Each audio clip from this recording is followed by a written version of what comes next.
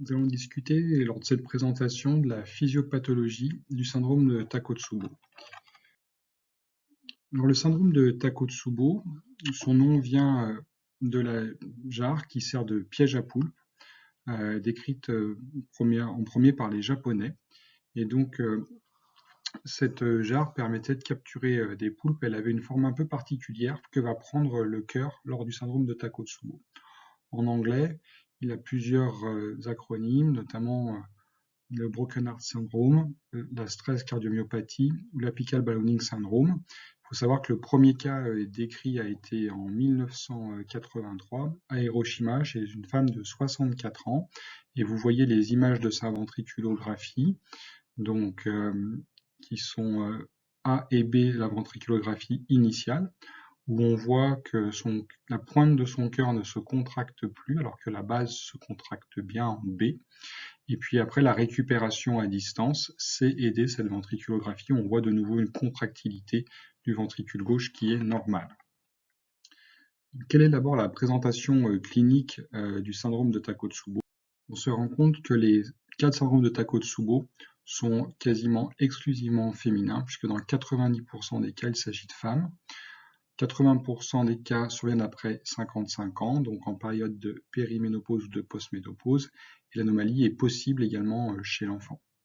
D'un point de vue ethnique, on a une prédominance au niveau caucasien, et les cas ont été décrits quelles que soient les ethnies, et ce syndrome de Takotsubo pourrait représenter quasiment 5% des patientes qui se présentent avec une suspicion de syndrome coronaire aigu avec sus-décalage du segment ST. Alors, les symptômes et les signes peuvent être très variés. Parfois, c'est la cause qui déclenche le syndrome de Takotsubo qui peut être au premier plan, comme une anomalie neurologique, une épilepsie, un accident vasculaire ischémique ou hémorragique, une hémorragie, fracture, un sepsis ou une exacerbation d'une bronchite chronique. Parfois, ce sont au premier plan les symptômes liés au syndrome de Takotsubo qui peuvent être annonciateurs, comme la douleur thoracique ou la dyspnée.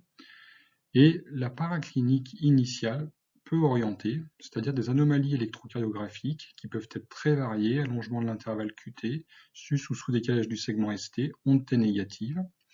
Et les biomarqueurs, la troponine et les peptides natriurétiques peuvent être également augmentés. Les critères diagnostiques sont nombreux. Globalement, ce qu'il faut retenir, c'est que c'est une dysfonction transitoire systolique du ventricule gauche qui va récupérer dans la forme classique une sidération de la pointe du cœur et une hyperkinésie basale, mais on verra qu'il existe d'autres formes.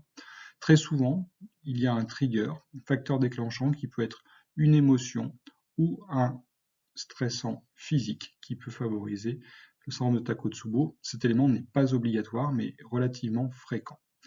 Les anomalies neurologiques qu'on a citées au préalable ou bien le phéochromocytome peuvent être des triggers classiques du syndrome de Takotsubo. L'électrocardiogramme est très fréquemment modifié, avec quasiment tout est possible comme on l'a décrit précédemment, et dans rare cas, on peut avoir un ECG qui n'est pas modifié. L'élévation des biomarqueurs troponine et BNP est en général modeste mais visible. Et puis, il faut éliminer une maladie coronaire obstructive, c'est le diagnostic différentiel principal du syndrome de Takotsubo, et exclure également la myocardite par une IRM cardiaque. Et le contexte péri- ou post-ménopausique est quand même très prédominant dans la population qui souffre de syndrome de Takotsubo. Nous allons maintenant passer à la physiopathologie du syndrome de Takotsubo. Il y a de nombreuses hypothèses qui ont été remises en cause. La première, c'était que le syndrome de Takotsubo soit un infarctus reperfusé, c'est-à-dire que quand on a une artère interventriculaire antérieure qui est dominante, qui passe la pointe du cœur, eh bien on peut imaginer qu'une sténose subocclusive peut provoquer une sidération de l'ensemble des segments apicaux du cœur, et que si la reperfusion se fait de façon spontanée, eh bien, on peut avoir une coronarographie qui paraît subnormale. Cependant, cette anatomie d'IVA qui passe la pointe du cœur, qui est type 4, est de façon aussi fréquente chez les patients qui font un syndrome coronaire aigu qu'un syndrome de Takotsubo. Donc, premier élément qui va plutôt à l'encontre de ce variant anatomique qui pourrait expliquer la maladie. Puis le deuxième élément, c'est qu'il y a des études très précises, c'est-à-dire en faisant de l'imagerie endocoronaire, ici c'est l'OCT, c'est par les infrarouges, où on va faire chez tous les patients qui ont un syndrome de Takotsubo une OCT, et quand on regarde leur artère interventriculaire antérieure, on se rend compte que l'immense majorité des patients n'ont aucune anomalie dans cette artère, donc la thrombose reperfusée ne semble pas être une hypothèse valable dans cette situation, et on peut exclure ce rationnel physiopathologique, mais il faut bien sûr l'éliminer comme diagnostic différentiel, c'est très important. Alors l'hypothèse qui fait jour maintenant, c'est de plus en plus un problème de système nerveux autonome sympathique. Le cortex insulaire a un rôle majeur dans les émotions. Et il peut être activé à la fois en cas de colère, de peur, tristesse, joie, anxiété, et il va avoir un effet sur le système nerveux autonome. Et finalement, on a une asymétrie au niveau cortical, le cortex insulaire droit qui active essentiellement le système nerveux autonome sympathique, donc celui qui va augmenter la contractilité cardiaque, augmenter la fréquence cardiaque, faire monter la pression artérielle. Eh bien, ce cortex insulaire droit peut avoir un effet plus important si on a une carence en oestrogène ou un déséquilibre de la balance sympatho-vagal. A l'inverse, le cortex insulaire gauche, lui, a un rôle plutôt parasympathique, c'est-à-dire qu'il va ralentir le cœur, faire baisser la pression artérielle. Et là, il y a un effet des oestrogènes sur ce cortex insulaire gauche. Donc, c'est pour ça que dans le cadre de la ménopause, avec la carence en oestrogène, on peut imaginer qu'il y a un déséquilibre sympatho-vagal qui peut naître du cortex insulaire, avec un cortex droit qui prend le pas sur le cortex gauche, et qu'ensuite, après, on va avoir potentiellement des facteurs aggravants. Et donc, on peut aussi imaginer, bien sûr, qu'une atteinte neurologique centrale directe sur cette zone insulaire, par un AVC ou par une crise d'épilepsie, puisse être un facteur déclenchant le syndrome de Takotsubo. Alors, l'activation du système sympathique central va avoir des effets sur le cœur, et notamment, on peut l'observer par des scintigraphies spécifiques qui permettent d'évaluer la fixation cardiaque des catécholamines, et on voit que dans les syndromes de Takotsubo, on peut avoir une hyperactivité sympathique cardiaque transitoire, et donc ça peut être le cas par le système nerveux central, mais ça peut également être le cas quand il y a une inondation plasmatique par les catécholamines, c'est le cas du phéochromocytome. Il a été noté qu'effectivement, quand on dosait dans le sinus coronaire les catécholamines au cours d'un syndrome de Takotsubo, on observait une augmentation des catécholamines, ce qui conforte cette hypothèse de la place de l'activation du système sympathique cardiaque. Donc, cette activation du système sympathique cardiaque va avoir des effets sur la vascularisation coronaire et provoquer une vasoconstriction microcirculatoire qui a été mise en évidence dans ce travail, c'est-à-dire qu'en cas de syndrome de Takotsubo, eh bien, si on mesure les résistances coronaires, on observe une vasoconstriction, et si on met en place un vasodilatateur qui est l'adénosine, on améliore en fait la microcirculation, alors que quand on compare lors de l'infarctus, il n'y a pas d'effet visible par le traitement par adénosine. Donc on peut bien considérer qu'il y a une vasoconstriction transitoire lors du syndrome de Takotsubo, et qu'au cours du suivi, quand on remesure cette réserve coronaire et cette microcirculation, la vasoconstriction diminue. Alors, la ménopause peut avoir aussi des effets sur la circulation coronaire directe. On en a parlé au niveau cérébral avec le déséquilibre sympatho-vagal, mais la perte des oestrogènes peut avoir des effets sur la fonction endothéliale, notamment la capacité de vasodilatation du cœur qui va être altérée. C'était observé chez les modèles animaux de ménopause, et on l'observe également chez l'adulte sur des techniques de mesure de la fonction endothéliale qui s'altèrent avec la ménopause et qui fait le lit probablement d'une vasoconstriction plus intense. Alors l'autre élément qui est intéressant, c'est pourquoi c'est la pointe du cœur qui est sidérée et que finalement la base se contracte bien. Eh bien, c'est lié à une répartition différente entre les fibres nerveuses sympathiques qui prédominent à la base du cœur et pour lequel il y a un effet de la noradrénaline. Et donc, on va avoir une hypercontractilité de cette zone-là. Alors qu'à la pointe du cœur, eh bien, on a des récepteurs bêta-adrénergiques qui vont être activés par l'adrénaline. Et quand il va y avoir un orage sympathique avec beaucoup d'adrénaline, il va y avoir une sidération de la pointe du cœur et une akinésie apicale. Donc ça, c'est la forme la plus classique qu'on peut observer. Donc cette sidération apicale, elle peut aussi être favorisée par la déprivation en oestrogène, parce que dans les modèles animaux, on observe qu'une ovariectomie fait augmenter la densité des récepteurs bêta-adrénergiques, et plus il y a de récepteurs, plus l'adrénaline va pouvoir se fixer dessus et créer cette sidération apicale. Et à l'inverse, quand on fait une substitution en oestrogène, on observe une diminution des récepteurs bêta-adrénergiques. Alors, les conséquences du syndrome de Takotsubo sur le cœur sont visibles sur des biopsies et sur des IRM, c'est-à-dire que quand on voit une élévation de troponine au cours d'un syndrome de Takotsubo, c'est qu'il y a réellement une lésion du cardiomyocyte, et on observe effectivement à l'IRM un œdème apical, qui est la signe de la destruction du cardiomyocyte et la libération d'un volume extracellulaire, et ça peut être conforté également par des données sur des biopsies endomyocardiques. Maintenant, on va discuter des facteurs prédisposants du syndrome de Takotsubo. Donc, le trigger, le facteur déclenchant, n'est pas obligatoire, mais très classique, puisque c'est à peu près 2/3 des cas dans lesquels il est retrouvé. Donc, ça peut être une émotion, classiquement le décès d'un proche, une mauvaise nouvelle, une agression, suicide, dispute, catastrophe naturelle, un accident de voiture, perte ou gain d'argent. Ça, c'est des choses assez classiques qu'on peut retrouver. Et puis ça peut être aussi un stress physique, donc une atteinte du système nerveux central, une détresse respiratoire aiguë d'origine pulmonaire, une hémorragie digestive, un phéochromocytome en crise, un accouchement, un cancer qui évolue, un sepsis, fracture, chirurgie, une anesthésie et une injection d'adrénaline.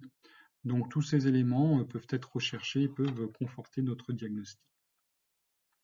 Donc si on fait une synthèse, il peut y avoir des équilibres au niveau des cortex insulaires qui est soit lié à l'émotion, soit une lésion directe. Ça peut être également un effet direct de l'adrénaline. Et ces mécanismes vont provoquer un déséquilibre sympatho-vagal et un orage catécholergique. Cet orage catécholergique va avoir un effet asymétrique entre la pointe et la base du cœur, parce que les récepteurs bêta-adrénergiques ne sont pas répartis de façon homogène, ça va provoquer une vasoconstriction coronaire intense, et une sidération myocardique, ainsi qu'un œdème et une lyse de cardiomyocytes.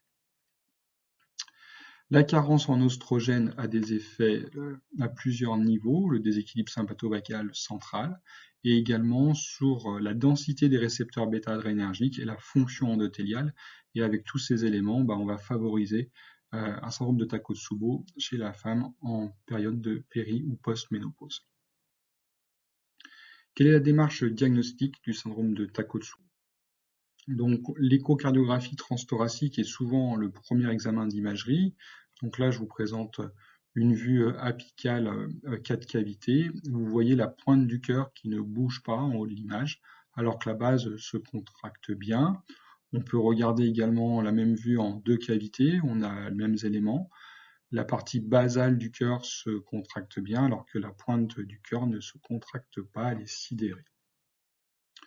Voici d'autres images. Donc, au niveau de la base du cœur, de nouveau, on peut observer une bonne contractilité. Et quand on voit la pointe ici, une sidération globale, le ventricule gauche ne bouge quasiment pas. Donc, on l'observe ici en parasternal petit axe. Dans certaines situations, on peut avoir une atteinte biventriculaire. On va regarder l'image. Là, on voit que la pointe du ventricule gauche ne se contracte pas. Elle est ballonnée, mais également juste à sa gauche. Le ventricule droit a aussi une akinésie apicale. C'est une atteinte assez classique, très évocatrice du syndrome de Takotsubo. Ici, on voit la même image en sous-costal avec une sidération biapicale du ventricule droit et du ventricule gauche. Il existe 4 sous-types d'anomalies de la cinétique segmentaire. La forme typique apicale est la plus fréquente, celle qu'on décrit en haut à gauche. Mais on peut avoir d'autres anomalies. Ça peut être la forme qu'on appelle mid-ventriculaire, où c'est une akinésie des segments médians et une hyperkinésie des segments basaux et apicaux. On peut avoir le type basal ou inversé, où là finalement c'est la base du cœur qui est hypokinétique et la pointe du cœur qui est hyperkinétique. Et enfin, des zones focales qui ne se contractent pas. Et ça, c'est la forme vraiment la plus rare. Alors, comment faire le diagnostic du syndrome de Takotsubo? Eh bien, il y a un score de risque qui s'appelle le score InterTAC, qui nous permet d'évaluer en fonction du nombre de points si le diagnostic est probable. Et dedans, on prend le genre féminin, ça vaut 25 points. Le fait qu'il y ait un trigger, 24 points. Si c'est un trigger psychologique, si c'est un trigger physique, 13 points. L'absence de sous-décalage du segment ST, eh bien, ça vaut 12 points. Un problème psychiatrique, ça vaut 11 points. Un problème neurologique, 9 points. Et un allongement de l'intervalle QT, 6 points.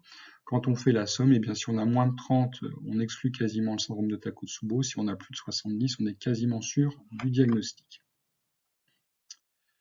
En pratique, la démarche diagnostique doit quand même être relativement systématique. Il faut exclure une pathologie coronaire aiguë. Donc, en fonction de notre probabilité clinique, on peut aller vers la coronarographie ou le scanner coronaire en fonction de la disponibilité du site et des facteurs de risque de nos patients. Si il y a un SUS-ST ou une douleur thoracique persistante en urgence, c'est vrai qu'on va plus se tourner vers la coronarographie. Et s'il n'y a pas de SUS-ST, l'absence de douleur thoracique persistante, on pourra probablement plutôt aller vers le coroscanner, mais tout ça dépend bien sûr des disponibilités en fonction des centres dans lesquels on travaille. Donc, il ne faut pas oublier qu'il peut y avoir des diagnostics différentiels du syndrome de Takotsubo. Ça peut être le syndrome coronaire aigu, même quand on a une ventriculographie typique et que la coronarographie n'a pas de lésion obstructive, peut-être de bon ton de faire une IRM cardiaque pour vérifier qu'il n'y ait pas d'infarctus ou de myocardite. Et puis, en cas de doute à l'image d'angiographie, il n'est pas hésité à faire de l'imagerie endocoronaire comme l'OCT, qui nous permet de voir s'il y a une rupture de plaque, une thrombose reperfusée. Et du coup, dans ce cas-là, ce n'est pas un syndrome de Takotsubo, mais bien un syndrome coronaire aigu. On va enfin parler du pronostic du syndrome de Takotsubo. Donc, au cours de la phase aiguë, il peut y avoir des complications, mais globalement, ces complications sont relativement rares et l'évolution la plupart du temps favorable. Ce qu'on voit le plus souvent, c'est de l'insuffisance cardiaque, très rarement un choc cardiogénique. On peut observer des troubles du rythme, notamment comme la fibrillation auriculaire, des bradycardies. Et tous ces éléments nécessitent malgré tout une surveillance initiale scopée dans un service de soins critiques pendant les premiers jours de la prise en charge du diagnostic. Finalement, le décès ou les causes graves sont plutôt rares. Par contre, il faut suivre les patients au long cours parce qu'on voit que la probabilité d'événement annuel n'est pas nulle. Et du coup, un patient ou une patiente qui a présenté un syndrome de Takotsubo doit avoir un suivi cardiologique pour s'assurer qu'on contrôle bien ses facteurs de risque cardiovasculaire, que la maladie a complètement régressé et que le traitement est optimisé. La gravité peut varier en fonction de la cause, notamment quand il y a un phéochromocytome, les formes de Takotsubo sont beaucoup plus sévères. C'est la colonne du milieu, avec des dysfonctions VG plus sévères, des patients plus jeunes, avec des tableaux de choc cardiogénique plus fréquents, et c'est également le cas quand il y a une injection d'adrénaline ou de noradrénaline qui peut provoquer un syndrome de Takotsubo. On a également plus de chocs cardiogéniques et une moins bonne tolérance de la symptomatologie. Alors, quel traitement pour le syndrome de Takotsubo? Eh bien, en fait, on n'a pas d'essai clinique randomisé. Donc, finalement, on se base un peu sur des consensus d'experts. Et à la phase aiguë, si le patient a peu de signes d'insuffisance cardiaque, on peut mettre un IEC, un bêta-bloquant. Uniquement en cas de congestion grave avec œdème aigu du poumon, on mettra des diurétiques, mais il faut se méfier qu'il n'y ait pas d'obstruction intra-VG, sinon ça peut potentiellement aggraver la situation. Et en cas de choc cardiogénique, il faut tenter quand même un remplissage initial, notamment s'il y a de l'obstruction intraventriculaire gauche et éventuellement des systèmes d'assistance cardiaque pour passer le cap, notamment ça peut être l'ECMO ou l'Impella, mais avec des niveaux de preuve qui sont très faibles. S'il y a des arythmies, on va traiter l'arythmie, notamment avec les bêta-bloquants et s'il y a des troubles conductifs, un entraînement temporaire. Et on va éviter toutes les molécules qui vont allonger l'intervalle QT, parce qu'il y a déjà un risque de torsade de pointe dans le syndrome de Takotsubo, et si on aggrave les choses de façon médicamenteuse, ça peut provoquer des complications plus fréquentes. La question de l'anticoagulation du risque de thrombose intraventriculaire gauche se pose au cas par cas en fonction de la balance bénéfice-risque du traitement anticoagulant. On peut discuter de mettre un traitement anticoagulant pour éviter la thrombose intra-VG. Au cours du suivi, on n'a pas de données formelles non plus, mais on peut considérer la mise en place d'un traitement par IEC ou ARA2. Et peut-être que sur des registres, on aurait un peu moins de récurrence chez les patients qui ont un traitement par IEC ou ARA2, ou peut-être un traitement hormonal substitutif chez la femme en post-ménopause. Bien sûr, si on a trouvé d'autres anomalies, d'autres comorbidités, on va les traiter s'il y a une maladie coronaire qui peut être associée. Donc les messages principaux, c'est qu'on peut avoir un score de présomption, qui est le score intertac, mais qu'il faut toujours éliminer une urgence coronaire, qu'il existe des formes atypiques, je vous ai expliqué les 4 formes de syndrome de Takotsubo. Il y a un risque de complication immédiate qui n'est pas très fréquent, mais qui nécessite quand même une surveillance en soins critiques. Il ne faut pas sous-estimer les comorbidités, parce qu'on voit que le risque d'événements cardiovasculaires à 10 ans est relativement important dans cette population. Le traitement est assez mal codifié, il faut être logique, mais il y a probablement un bénéfice des bloqueurs du système d'angiotensine au long cours.